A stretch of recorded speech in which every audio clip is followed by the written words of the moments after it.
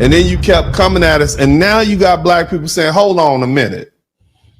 Matter of fact, we happy to see y'all go. Matter of fact, not only are we happy to see you go, we are benefiting from you leaving because you kept pushing us. And that's just not cool. Shout out to my man, Barry Little, for getting me to 45. Now let's do 47 in celebration of Trump. Give me 47. Now, we look, we know what it's like to struggle. We've been at the bottom of the system. We weren't even in the system. The system was sat on top of us for centuries. We literally held this country up. We built this country because we were the foundation of this country.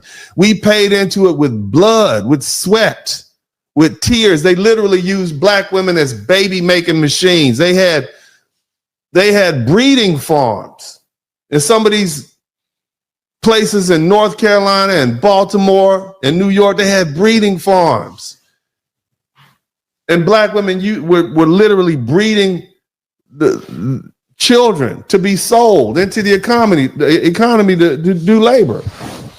So look, our ancestors fought and died. They sacrificed more than any of you could ever imagine, just so we could have a shot at something better. Meanwhile, you got newcomers who come in and exploit our resources and then demand protection when it suits them. Let's be honest with each other. They didn't build a black church. Okay? They didn't fight against Jim Crow. They didn't march on Washington in 1963. We did that. We did that. Now the deportation that happens and they suddenly expect us to rally behind them. Think about that, fam. Think about that.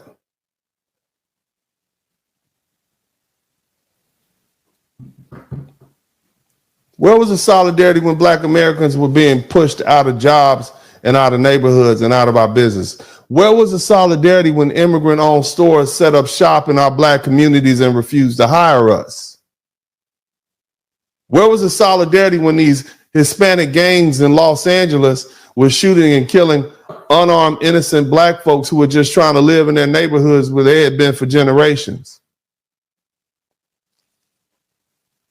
Where was the solidarity when we were left to fend for ourselves in a system designed to keep us at the bottom?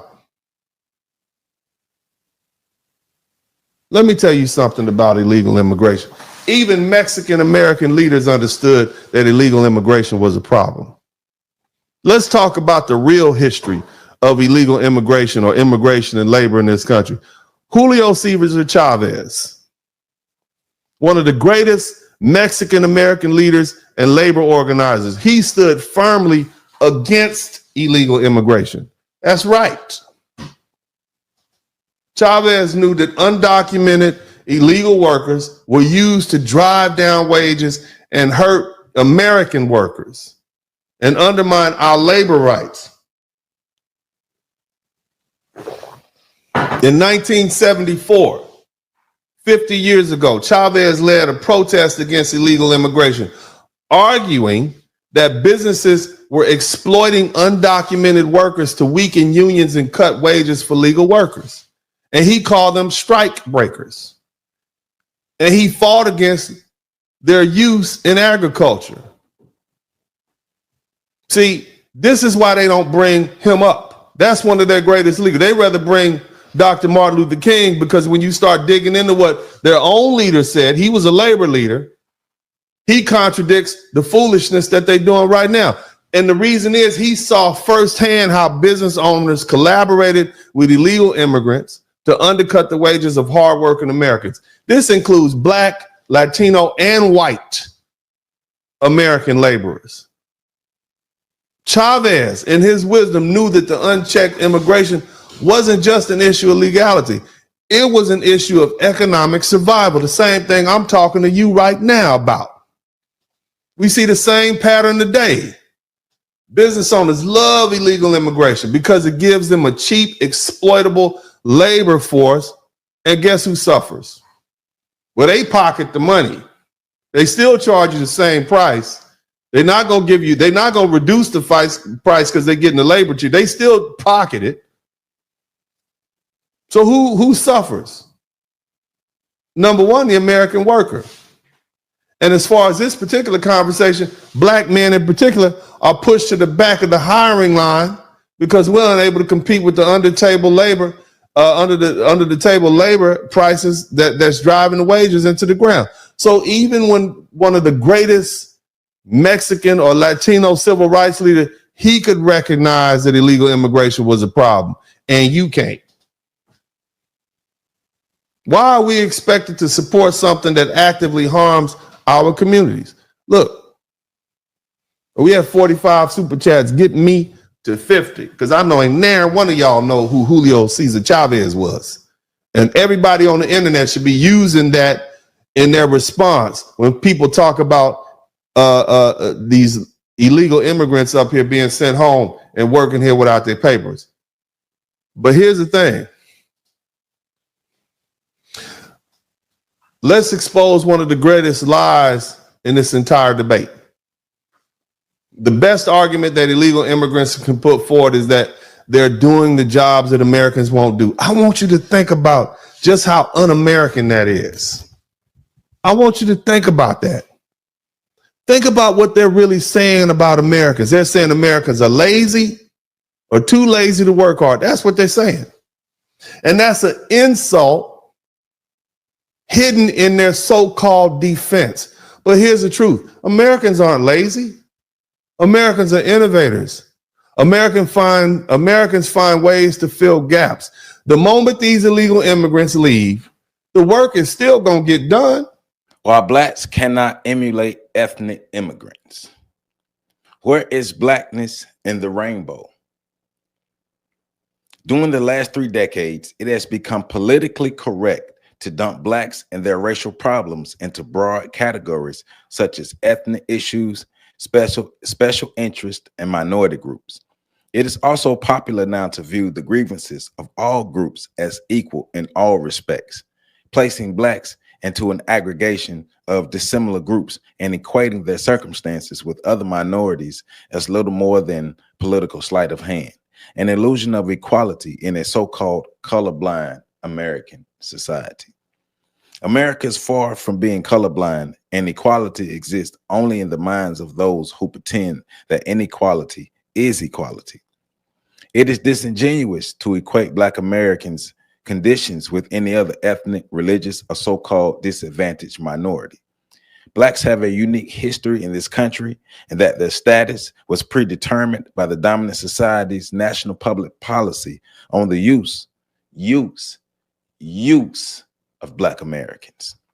Grouping blacks with lesser aggrieved groups, in effect, mutes and obscures the legitimate grievances of blacks, while veiling the moral, legal, and financial responsibility the dominant society has to correct the suffering of 36 million Black Americans. And now we know we're over 40 million now. Declarations that the country is now colorblind are misstatements that resolve nothing. The colorblind myth simply maintains the status quo, thereby keeping blacks non-competitive and marginal. And 4 centuries of slavery and Jim Crowism have taught blacks anything about race relations, it is that as long as people can see, color will be a factor. Both by nature and nurture, humans are motivated to be self-centered and place their self-interest above all others. Self-interest leads to competition among individuals and groups for material and social gains. Carl N. Degler reasoned that in a fluid and competitive social structure, all devices are used or called upon to assist in the gaining and maintenance of status, power, and economic advancement. I'm going to read that again. In a fluid and competitive social structure, all devices are used or called upon to assist in the gaining and maintaining of status, power, and economic advancement. Dominant white society has a long history of masking the reasons that it would not uproot the debilitating conditions that it has imposed on Black people. Dan Lacey, a historian, criticized the hypocrisy of the dominant society's attitude towards blacks, saying, whites dominate blacks. Whites denounce blacks as lazy and lacking ambition while they resent black competition. They are angered by taxation for welfare and other social programs, but are equally angered by equal opportunity in affirmative action jobs, politics for blacks. They mock the lower academic achievement of black children, then assign the best teachers, materials, and financial resources to white schools in the suburbs. So he's calling out the hypocrisy of white America, but white America's hypocrisy is purposeful. Whenever blacks attempt to change their circumstances by demanding assistance from the various levels of government, whites predictably ask the question, why can't blacks be self-sufficient like the Jews, Italians, and other ethnic groups and help themselves rather than going to the government for assistance?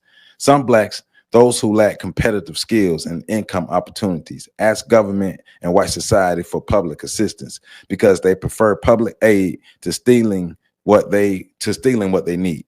Most blacks are demanding compensation for reparations from the government for the centuries of expropriated labor and the legacies of slavery and Jim Crowism that continue to place European whites, Hispanics, and Asians over them. Blacks are too socially and economically handicapped to effectively compete in an integrated society with advantaged racial and ethnic groups and other protected minorities such as women and the disabled. To classify and equate blacks with these groups is not only dishonest, do-nothing approach, it also portends serious future social disturbances. America has maintained a racial and ethnic ranking of preferences that places European whites, Asians, Hispanics, and Indians over American blacks. These preferred groups have a double advantage over blacks. They have a higher social acceptability, and they were never mistreated and dominated by white society or government the way 16 generations of blacks have been treated. This double advantage makes it clear why it is inappropriate and misleading to lump blacks into a minority category along with the preferred and protected groups.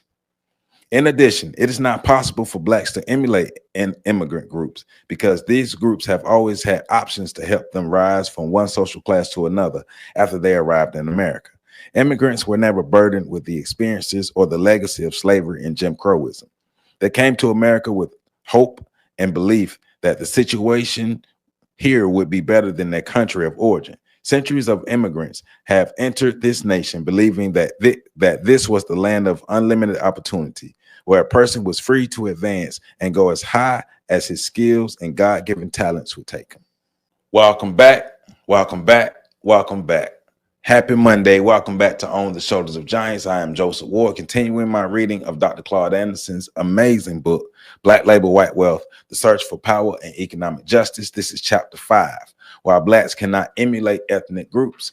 And you can see in the clip that I showed earlier, Uncle Dennis Sperling, the Blizzard King, talking about the immigration issues that Black Americans face. So Dr. Claude Anderson has always talked about other groups coming into America to replace blacks and replace blacks as labor and within the labor force, and to replace blacks socially and any other way that they can replace blacks in the American society. And black people, Black Americans, our biggest downfall is our lack of competitiveness, our lack of unity, our lack of cohesiveness, and our lack of competitiveness. Now, that is by design. That is by design, but it is high time for us to change the programming. But what has been done has already been done, and things are already set in place. So now immigrants are also competing with Black people, because Black people are no longer just competing with whites. They're no longer just being locked out by the whites. They're being locked out by the whites and having to compete with all other groups of whites, as well as the Asians and the Hispanics and other groups, Arabs and other groups who come to America. And when these other groups come to America, they are taught, trained, even Black immigrants are taught and trained that we are the problem, to stay away from us. We are the downtrodden. We are the the rogue. We are the trash of the American people. That's how they view us. That's how they talk about us. And we're lazy. We're shiftless. We have no ambition. We're criminals. We're sex crazed. We're drugged up.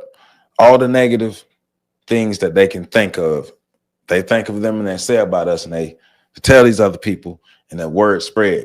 And as soon as they see a black person emulating that behavior, now it is solidified. This is how black people act, as if they don't understand that even among their people, they have undesirables.